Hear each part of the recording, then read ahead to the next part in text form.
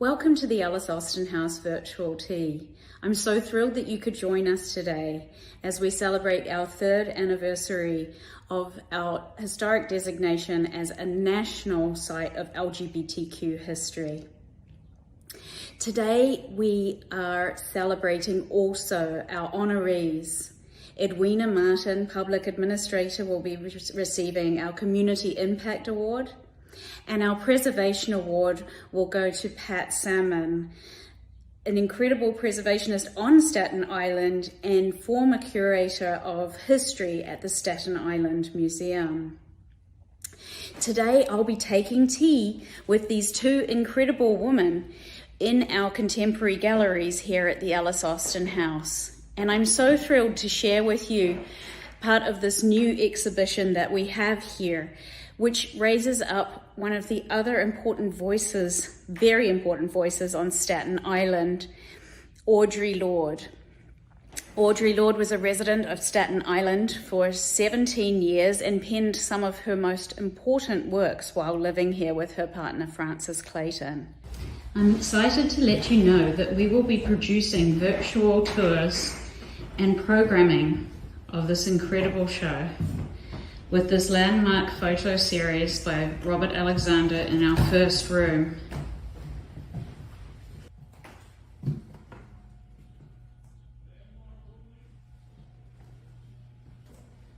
And in our second gallery here is really a room to spend time with Audre's words and those of her colleagues that have very kindly contributed to this amazing exhibition and helped us here at the Alice Austen House gather together a wonderful body of work, words, and images.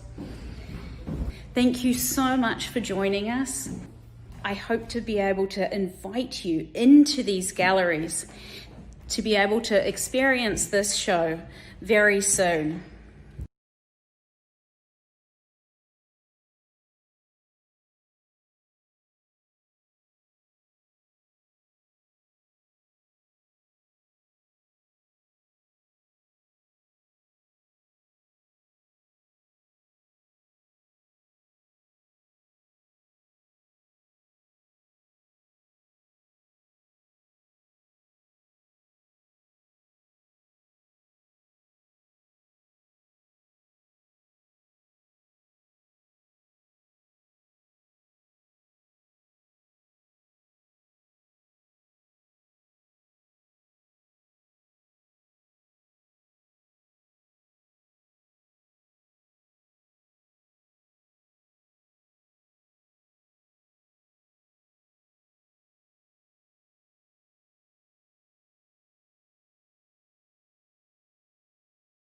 So today, it is with great pleasure that I'm able to sit down and have virtual tea with Edwina Martin, the Richmond County Public Administrator and former counsel to Deputy Majority Leader Debbie Rose.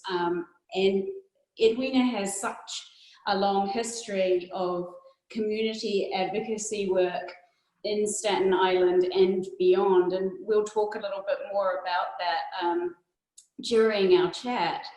And it's just so wonderful to have the opportunity, even if we're not quite in person today, to be able to honour Edwina for the community work that she has done with the Alice Austen Community Impact Award. Thank you so much. It's an honor to be able to be in this role. I feel honored every day that I'm able to do this work at the Alice Austen House and be involved in the Staten Island community and the preservation community, as well as the LGBTQ community. And with that, we are also so thrilled to be honoring Pat Salmon, who is the former curator of history from the Staten Island Museum, where she held that role for 15 years. And Pat is a true leader in preservation on Staten Island, and I know many people have absolutely adored reading your books, Pat, as have I. And Pat has a long history also with preservation of historic houses on Staten Island, and has really worked a lot with the Olmsted Beale House, which she'll share a little bit more about that with us later.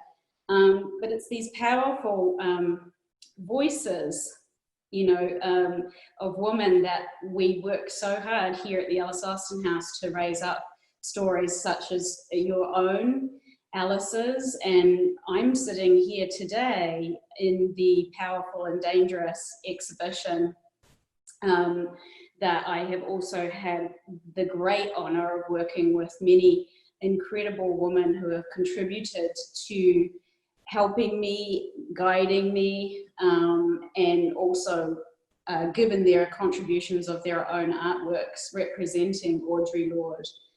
And this exhibition will run for the entirety of 2020.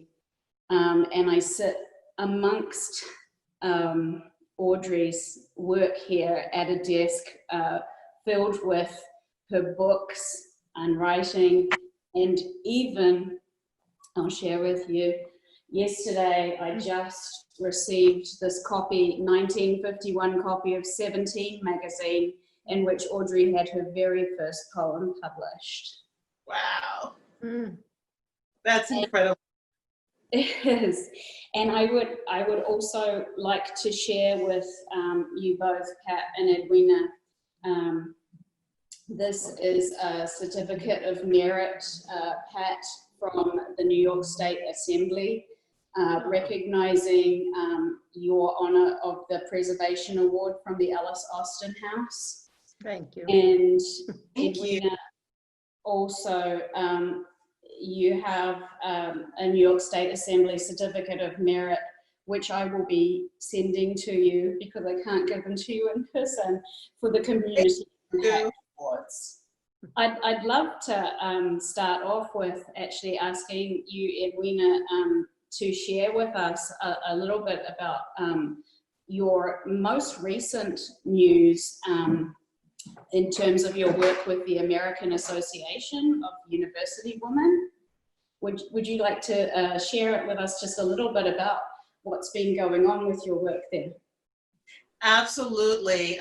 First, I just want to thank you so much for this honor. I'm a former board member of the Alice Austin House and Museum, and I'm on your advisory board, and it's my honor to serve and help to preserve the memory of Alice Austin and everything that she stood for. And I know you'll talk a little bit about that later. But I have Alice here with me. I won this at an auction a number of years ago, attending an event at the Alice Austin House, and she always has a place of honor in our house, and I'm so glad she could be here with us today for this event. AAUW stands for the American Association of University Women. And it was established in 1888, making it the oldest women's advocacy organization in the United States. And I've had the pleasure and honor of serving AAUW and helping women and girls through that work for a number of years as a vice president here on Staten Island. I actually served as a president of Rockland County. I'm a former vice president here on Staten Island, and former state president. And this year I was appointed to a 3-year term on the national board. Now, why does that matter? AAUW advocates for equity for women and girls in education and in the workplace in a number of different ways. When you see the statistics about pay equity and the gender pay gap, many of those statistics that you see were initially developed and researched at AAUW, and then they disseminate and make their way around the world, helping to let people know what we're up against and what the current situation is. Yes, women have made many strides. I'm wearing my Votes for Women sash, which I got a number of years ago. I've been so excited for this centennial year of the women's right to vote in the US. And obviously a little disappointed at so many in-person events having to be canceled. But what does, equity, what does suffrage, what does that all mean for us today? That means that we still have to fight for what should be rightfully ours and for full equity for everyone in this country. And one of the ways that AAUW does that is through advancing legislation that helps, amongst other things, to end the gender pay gap. So through my involvement with AAUW, I became aware of legislation on the federal level that addressed different aspects of the gender pay gap and equity in education. And there's a bill called GEA, the Gender Equity Act. I'm forgetting one of the E's, sorry. And GEA is very important because it helps to bolster the meaning and the work of Title IX. And it's Gender Equity in Education Act, I just remembered. I brought through a committee that I co-chair of the Women's Bar Association of the state of New York, information about GEA to their last board meeting, and my committee, which is on education and Title IX in that organization, presented a motion for the Women's Bar to adopt supporting the GEA Act. And I'm happy to say that it was passed, and more information will be going out from the Women's Bar for their support of that important legislation. So, there's synergy there in bringing the message of AAUW and connecting it with other organizations that are also fighting for equity for women. Absolutely. I just, I congratulate you on this work, and it's so important for all of us, and so important for young people to see these incredible models like yourself, who are, really reminding us constantly that we must never stop and constantly fight for equality. And I really think that, when we are filming here at the Alice Austin House, we're actually right now on my screen, we are sitting in Alice's bedroom, what was her bedroom. And we do so much important work in this gallery space to message and support artists and education. All of our classes are always start in this room. And so children, students, and then other tour groups alike have the ability to engage with the work of contemporary photographers and historical. But Alice was such a trailblazer. And I think, what we do know of Alice from her photographs and from her life history is that she really did so bravely lead a way to, live her life as she wanted to live it with her partner, Gertrude Tate, and, provide us with an incredible historical document of a changing New York City. And these examples are just incredible. And I do actually quite often refer to Alice as an accidental activist. I think sometimes she did what it was that she wanted to do, and in her way provides us with several different models that are really, truly inspiring.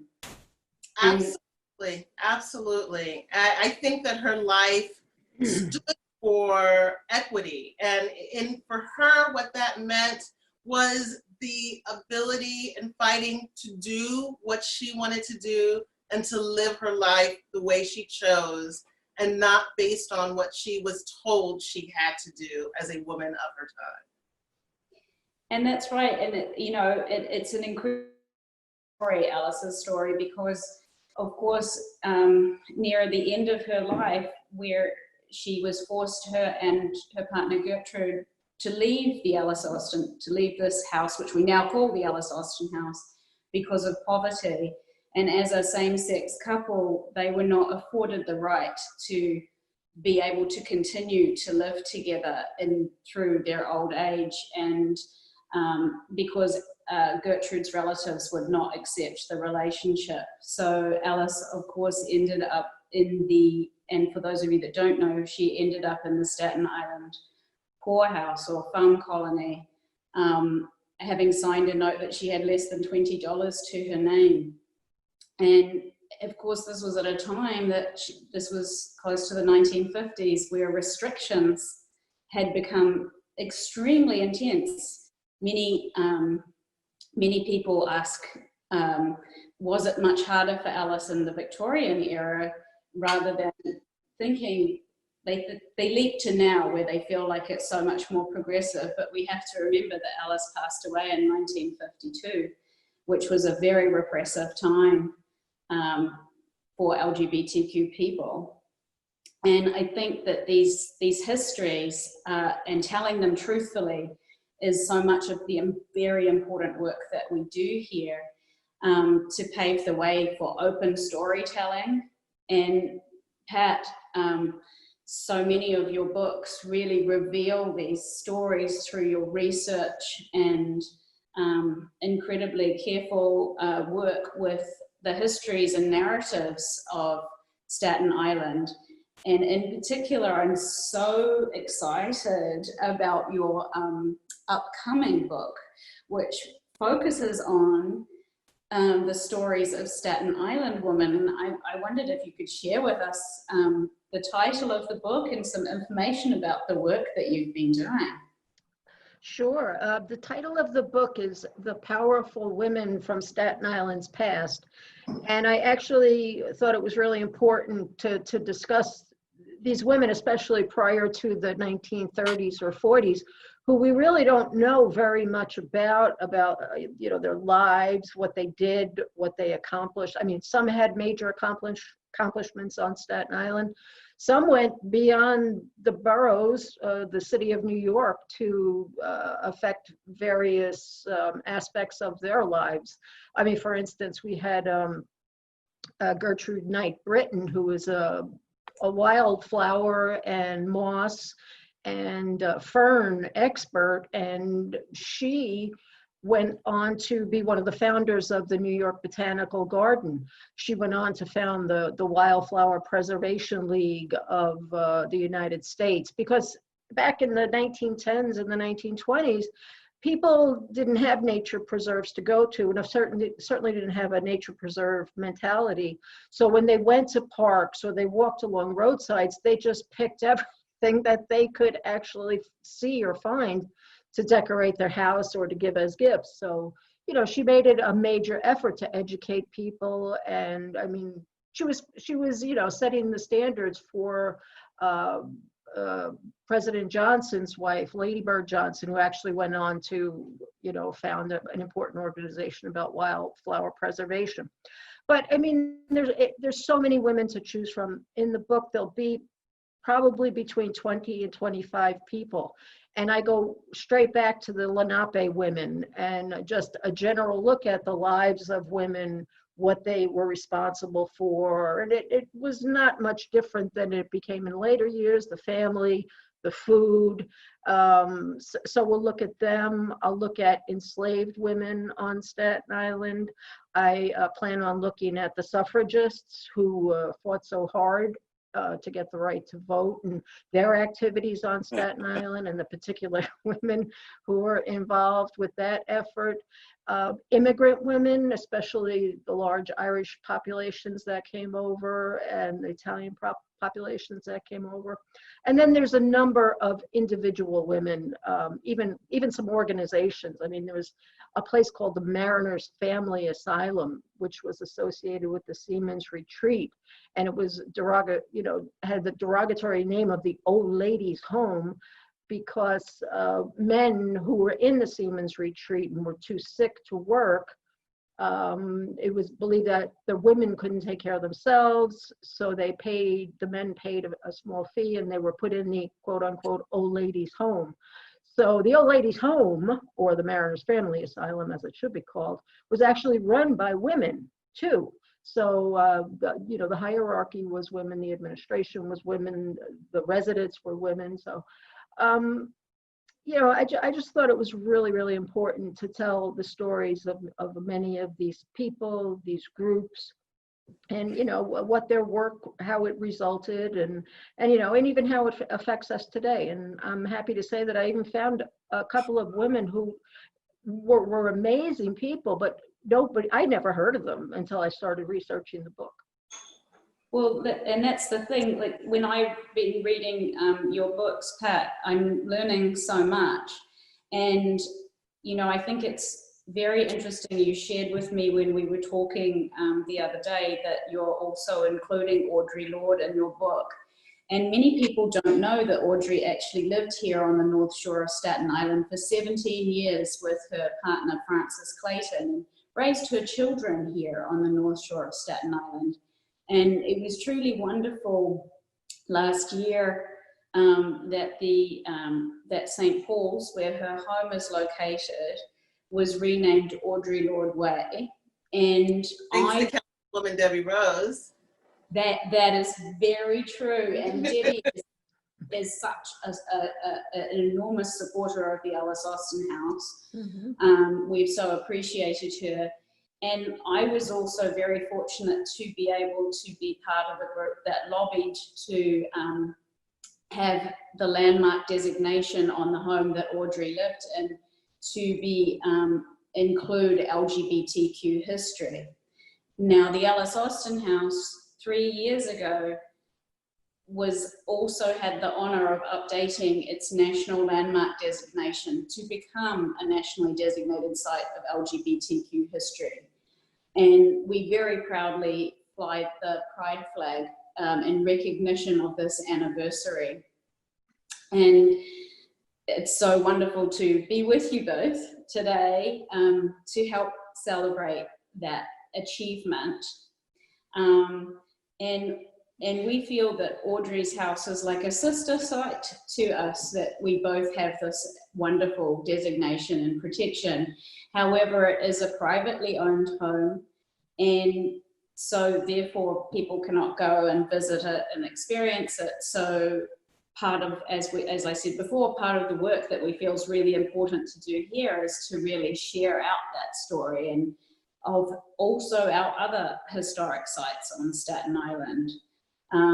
We need collective community to be able to really reach and educate our kids here. Particularly, we work here with North Shore populations, but we work with all of Staten Island, and we were so thrilled this year to bring children together, teenagers together from the South Shore, Mid-Island, and the North Shore, who belong to Gender Sexuality Alliance groups. So we had a mini queer teen summit here at the Alice Austen House. And all of those students that participated just said that they had felt very empowered by looking at Alice's work and creating their own photographs to tell their stories. Edwina, I also, in terms of allowing people to tell their stories, giving people voice, you were instrumental in establishing the Staten Island Legal Services. I wondered if you'd share a little bit of your story about that. Absolutely. I moved to New York to attend law school many eons ago, it feels. And I wanted to go to law school because I really wanted to advocate to help empower people to empower themselves, and in the end to fight for equity. I know that's been a theme through all of my remarks, but particularly nowadays, it seems it holds a special resonance for me, I think. Equal access to the justice system for all. After working in private firms for several years, I went to Legal Services NYC in their central office. as the communications director, and I also took over pro bono and government relations. And when I first started working at Legal Services, which was 2001, I discovered at that time that while they had offices in every borough, they did not have an office on Staten Island. Now, Legal Services provides free civil legal services like housing, like benefits, like disability, like education, to low-income New Yorkers. And it's the largest provider of free civil legal services in the United States. At least at the time I worked there, it was. I don't know if that still is the case. So at the same time, there was a new council member elected in Staten Island. That's Michael McMahon, who's now our DA. And there was a new Staten Island board member that was appointed.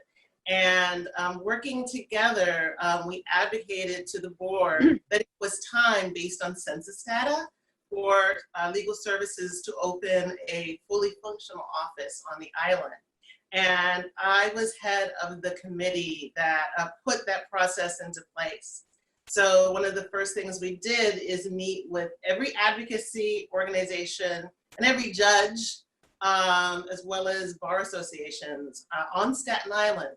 And we did a needs assessment. That's actually how I met Councilwoman Rose, who I later ended up working for, was when I was working on that needs assessment. She was one of the first community advocates that I met with. Over the course of a couple of years, we started an outreach project. And then when we had the funding in place, we were able to open a small but fully functional office. We started with 4 people in that office.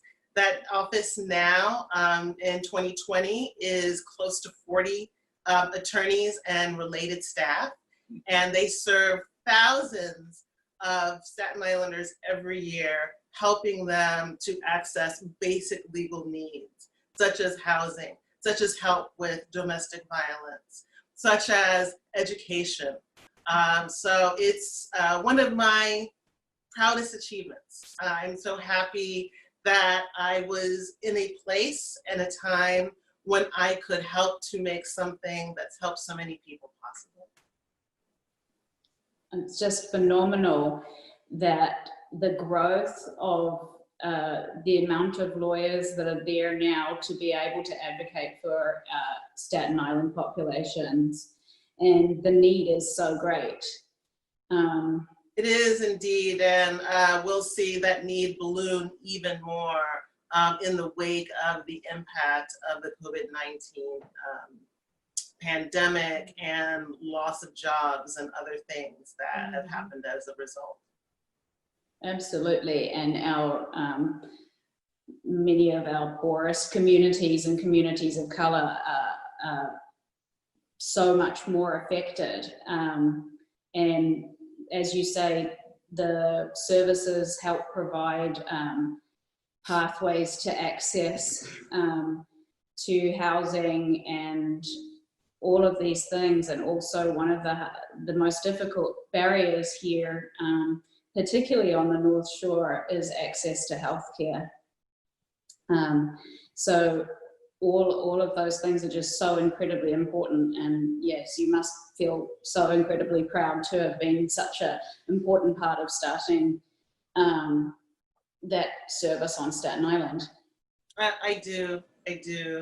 I look at it and I see how it continues to grow, and I just feel an incredible sense of pride. And I was thinking back to Pat, where you were sharing with us one of the stories from that you'll be covering in your new book on the powerful woman of Staten Island. And when you were talking about educating others and botanical education, one of the things that we also celebrate here is that Alice was the founding member of the Staten Island Garden Club. Yes, she was. And these spaces that Alice Austin created through various clubs and associations were a way for her to create safe spaces for women to be. Right. And I'm very, very interested in pursuing more research around the garden as a safe space for women in the Victorian era, before and after. And I think that some of these stories are also interwoven into the work that you're very involved with the Friends group of the Olmsted Beale House. And I believe that many people don't know a lot about this story, and I wondered, and some of the work that your Friends group is doing there, and I'd love for you to be able to share with us some more information about that. Well, we're very, very excited about this structure that stands today in Eltingville. It's off of Highland Boulevard. You really can't see it. It has its origin in the year 1682, when a Reverend Tessemacher actually had a small basement area that he built to live in while he was leading what is now the Reformed Church of Staten Island in Port Richmond. But this house grew and grew, and various residents over the years added to it. But probably the most famous figure to ever live in this house was Frederick Law Olmsted. And Mr. Olmsted was a young man when he moved to Staten Island. He was trying to find his way in the world. He was in his 20s, but he was kind of going nowhere. And his father bought him this Eltingville property, had a full 2-story house on it by this time. And it was here that Olmsted actually started to think about landscape architecture and how to manipulate the landscape to make it more beautiful and more welcoming and more inviting and more comfortable for people. And he'd started to move buildings on the property. He changed the layout of the driveway. So this property actually served as an incubator for the country's most famous landscaped architect, who went on, of course, to develop Prospect Park, went on to develop Central Park, the Buffalo Park system, and parks all throughout the country. So we're celebrating his life. We want to see the house saved in his memory, but there were also other important people who lived in this house, and one of them was a man named Carlton Beale. And I actually had the privilege to work with Mr. Beale while I worked at Clay Pit Pond State Park Preserve for 8 years. And it was Carlton's wish and his wife Louisa's wish that the house be preserved, that it go to New York City parks, and that it become, an area for education about Mr. Olmsted, about farming on Staten Island, about landscape architecture. And it was actually Carlton's 3 daughters, Carlotta, Eloise, and Felicity Beale, who made it happen. They went through the whole process with New York City Parks. Parks eventually purchased it, and it sort of lay dormant for a while after that. But the sisters, again, got this Friends of the Olmsted Beale House group together. So now we're about 14 strong, and our membership is growing. And we've been doing programs for the last year and a half or so to introduce people to the house and the importance of the house. And there's a great group of people on the board. The Beale sisters, including Carlotta DeFeo. She's not a Beale anymore, but she's a DeFeo through marriage. Tina Casman Dunn, Eileen Monreale. We have a terrific board, and we've done monthly cleanups, and we have a membership of several hundred. We have a strong Facebook group. We have we're on Twitter and Instagram and all that, but we're planning some really wonderful programs, and hopefully we'll be able to present them soon. So and we've so enjoyed at the Alice Austin House being able to provide space to host some of those programs, which are incredibly well attended. And, it does show you that this kind of work, this house, the Alice Austin House, if it wasn't for community efforts and real grassroots organizing, would have been demolished. We have this incredible historic waterfront site, and to think that this might not be here today and would not be here for the public's use is, you know, would have been so tragic. And so we really do so appreciate that work, because we have a lot of documentation here of all of the work that the community did in terms of restoring the house, cleaning up the park. And during this time of crisis with COVID-19, one of the sources of really health and wellness for New Yorkers has been being able to still visit parks. And our site here, I know on a daily basis, I'm the only worker that comes into work every day, because of course everyone else is remote. I watch people enjoying the park, and, you know, really utilizing this incredible space, because the Ellis Austin House, this park, Ellis Austin Park, which we would like to have more people understand and know more about her story, is actually the first green space you encounter on the North Shore after you leave the ferry, if you're coming this way towards the Verrazano. Right. And so we really would like to see a lot more green space and the waterfront opened up for the public. But we feel that it is an important part of the work that we do is our association with Parks Department. So I think it's such an achievement that you all have managed to partner with Parks, and you know, I really hope that it's a fulfilling partnership, and perhaps the old Steel Beale House may become one of the historic house trust houses in the future, which the Ellis Austin House is a part of. So I know that I'm very aware of your time is precious, and just how wonderful it has been to listen to some of your stories and histories. Is there... Victoria, I'm sorry, before we start to wrap up, can I just explain to people what I do now? Because a lot of people... Oh my goodness. Yeah. Absolutely.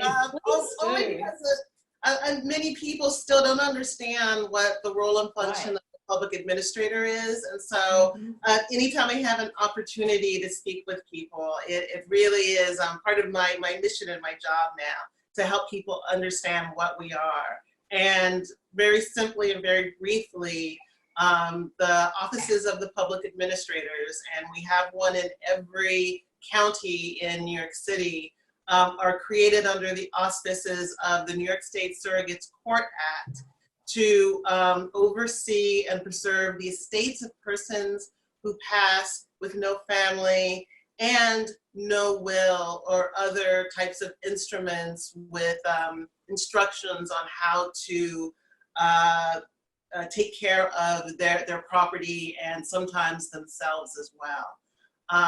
We have a program here in Staten Island that's funded by some elected officials, including Councilwoman Debbie Rose and Assembly Member Michael Cusick, as well as donations from the public and donated services from funeral home operators here on Staten Island. And when we have indigent decedent estates that we are overseeing, we do provide for their burial, and we are the only borough in New York City that does so. So no indigent person who comes under the care of the public administrator of Staten Island is sent to Hart Island. They are buried here with dignity and respect and care. So that's us in a nutshell. It's incredibly important work, and you managed to wrap it into a very, I know when you said that a lot of people don't know what the public administrator necessarily that role means, and thank you very much for taking the time to explain that, because I know myself, when you were elected to that position, and Actually appointed. I wasn't elected. I was appointed by surrogate Matthew Tatone. That's right. It was a learning experience for me to come to the ceremony at the Snug Harbour Music Hall, listen to many people speak, and it is just, it's such an important role that you play, and with such great sensitivity. So thank you so much. Thank you. And thank you for having me today. And I want to wish a hearty congratulations to my friend Pat as well, for the recognition of the incredible work that she's doing on Staten Island. No, thank you, Edwina, and thank you, Victoria, and the Alice Austin House for this, presentation and this time and the opportunity to speak about, my interests and what I feel are important. And thanks so much. thank you. And I just love that we have these really strong relationships and these histories. Edwina, you serving on our board, being Pat, you regularly speak at the house. You also participate in our annual fairs, and these relationships are essential to us. And having this opportunity to sit today with two incredible women who are both trailblazers, just like Alice Austin, has just been phenomenal. And so I thank you, and I hope very soon to be able to invite you back to the Alice Austin House, and we can walk through our galleries together. Can't wait. Me too. Thank you, Victoria. Good to see you, Edwina. Good to see you. All right.